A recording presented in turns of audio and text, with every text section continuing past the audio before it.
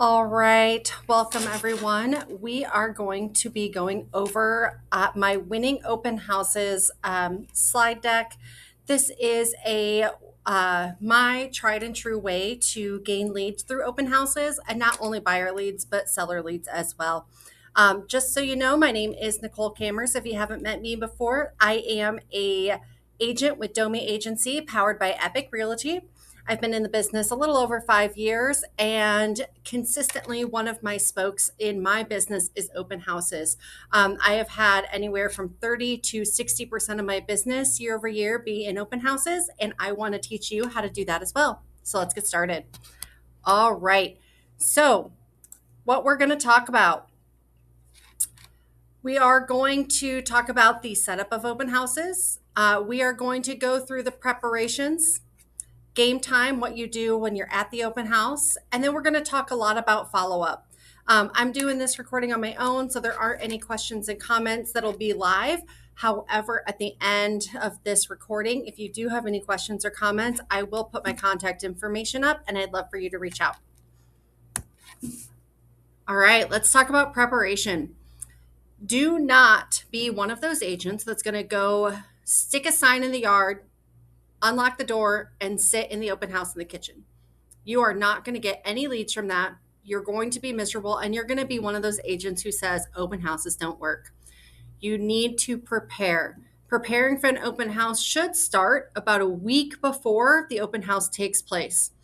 Here's what you're going to do. You're going to find a partner to work that open house with you, because when you work in pairs or even in a group of three, you're going to boost your energy. You're going to be able to help clients better, especially if there's more than one group of people in the open house at a time. Now, that partner can be a real estate agent on your team. If you decide to do that, talk beforehand about what those splits look like or how you're going to split the leads. Lenders are great options. So, especially if you have a house where you might be able to use a USDA loan, or they're talking about giving seller credits for a buy down, having that lender in the open house with you can be super beneficial. I've actually sat in open houses with a lender before. We had somebody walk through who was interested in the house. We got to talk with them after the open house was done.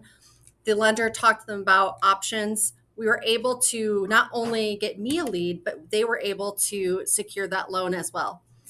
The next thing we're going to do is we're going to prep materials.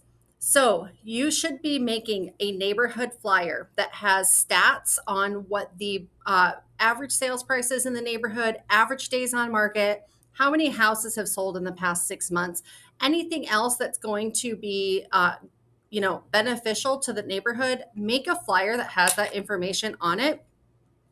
You're also going to bring snacks, drinks, maybe little giveaways, like a little notepad or something else that is going to have your information on it that people can walk away and take with them.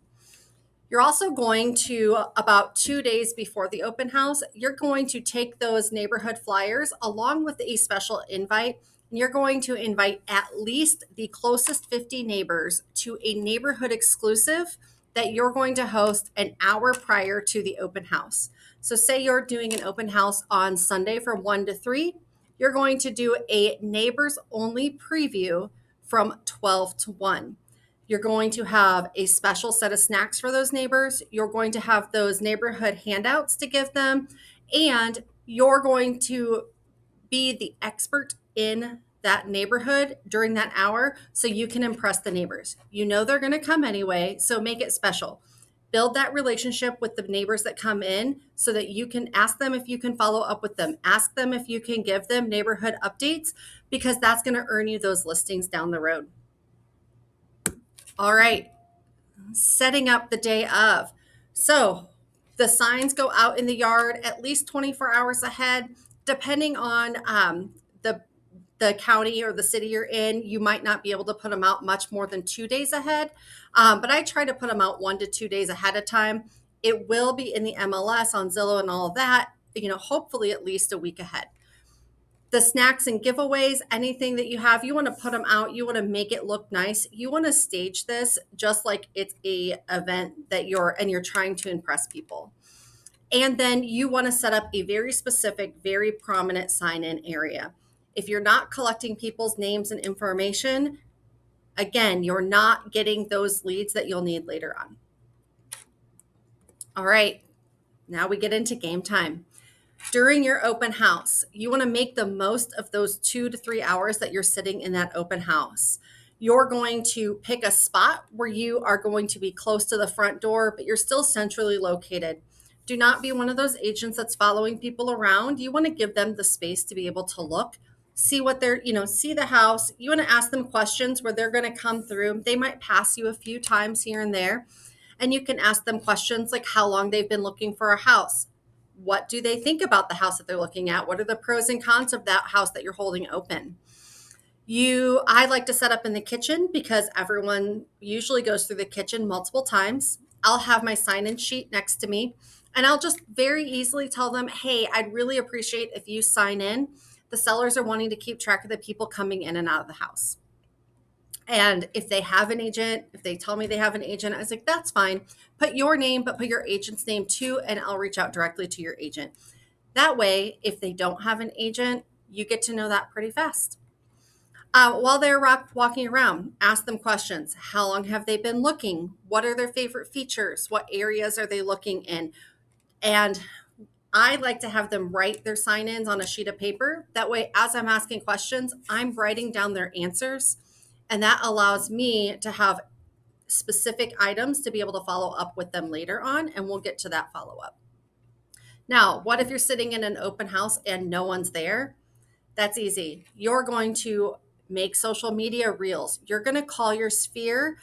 You're going to catch up on admin tasks if you get those other two things done.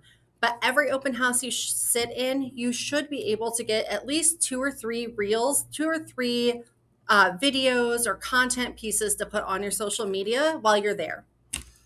All right, that open house is done. Now we're going to talk about the follow-up because the follow-up is the most important piece. Follow-up. You need to have a plan. My plan is going to be about a week and a half long. That is a consistent multiple touch plan, followed by a long-term plan, depending on whether or not I've gotten a hold of that person. So within the first 24 hours, any person that came through the open house that gave you a phone number, you are going to call them and personally thank them for coming through the open house.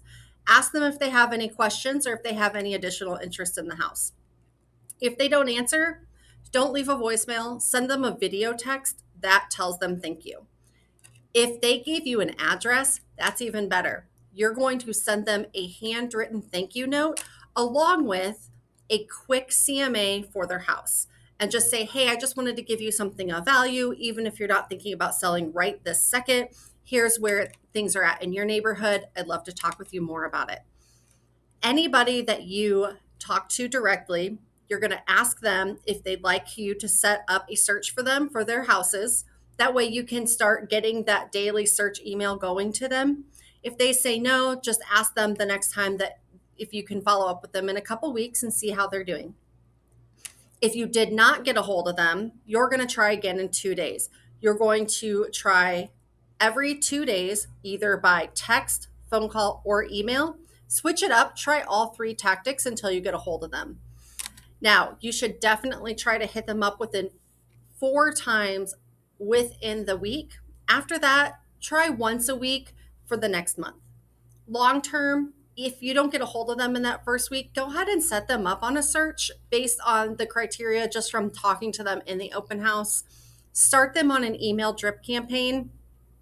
That way you're getting constant touches with them, even after you're done trying the phone calls. That's really it, guys. So a couple resources that I have available. If you want them, go ahead and you can reach out to me. But I have a generic sign-in sheet that just asks for name, phone number, price range they're looking for, time frame, and then anything else they'd like to add. If you are part of Epic, you can use Epic Graphic, but you can also use other open house resource materials like Breakthrough Broker. Breakthrough Broker has free materials for any agent out there. And Canva has a bunch of templates that you can use that you can just plug and play and put your information in. Another thing I really highly recommend is talk to a lender you trust about joint marketing. There's things like list reports. I use list reports with a fellow lender. If you don't use list reports, there's other programs that other lenders have. So just talk to them and find a lender partner to help you with your open houses. All right, guys, thank you so much. If you have any questions, don't hesitate to reach out, and I hope you have a great day.